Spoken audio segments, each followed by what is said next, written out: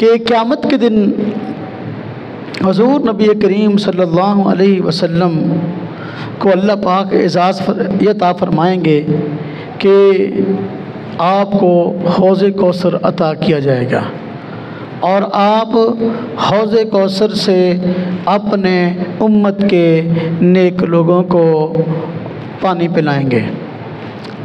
حوض کوثر قرآن کریم میں اللہ رب العزت نے سورہ کوثر اتاری ہے۔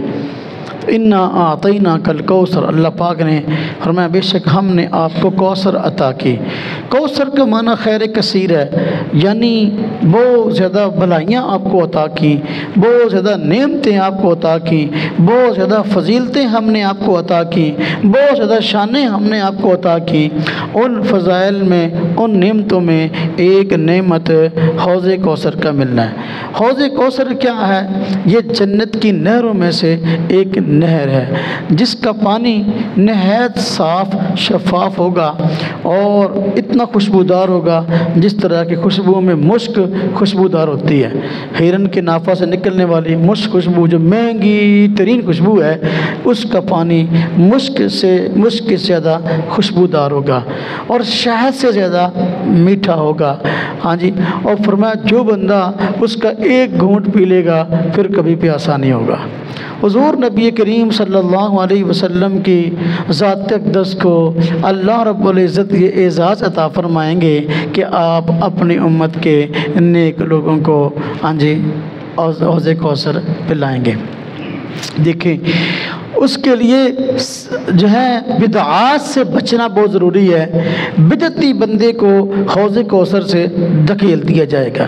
حدیث پاک میں آتا ہے، مختلف کتب میں روایت موجود ہے ہاں جی، کہ نبی کریم صلی اللہ علیہ وسلم کے پاس آپ کی امت کے کچھ افراد لائے جائیں گے، آپ ان کو پہچان لیں کہ یہ میری امت کے افراد ہیں، اور وہ حضور کو پہچان لیں گے۔ آپ صلی اللہ علیہ وسلم کیسے پہچان لیں گے کہ نبی کریم صلی اللہ علیہ وسلم نے فرمایا قیامت کے دن میری امت کے لوگوں کی کیسی نشانی ہوگی، دوسروں کی نہیں ہوگی۔ وہ کیا کہ ان کے وضو کے اعضاء جو ہے وہ قیامت کے دن چمک رہے ہوں گے۔ تو اعضائے وضو کا چمکنا یہ ایک امت محمدیہ کی امتیازی نشانی ہوگی، آپ اس سے پہچان لیں گے۔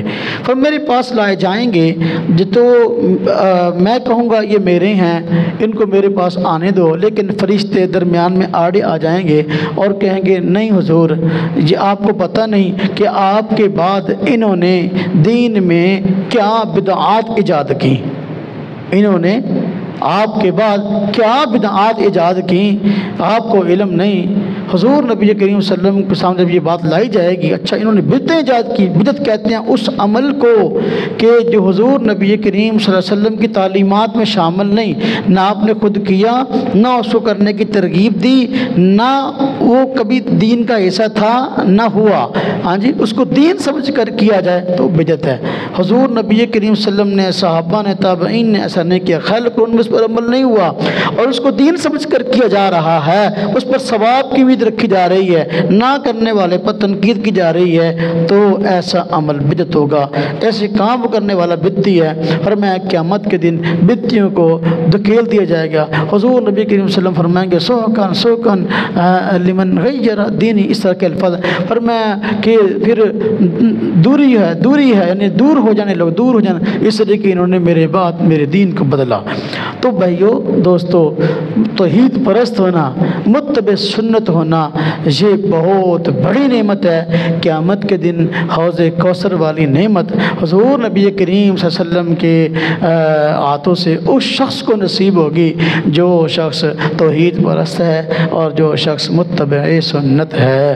بدعت کی مذمت حضور نبی کریم صلی اللہ علیہ وسلم نے بیان فرمائی، خود آپ نے فرمایا وَإِيَّاكُمْ مُحْدَثَاتُ الْأُمُورِ، فرمایا کہ دیکھو تم دین کے اندر نئی نئی بدعات ایجاد کرنے سے بچتے رہو، اور فرمایا کل محدثۃ بدعہ، دین میں ہر نئی چیز وہ بدعت ہے۔ اور دوسری حدیث میں فرمایا کل بدعۃ ضلالہ، ہر بدعت گمراہی ہے۔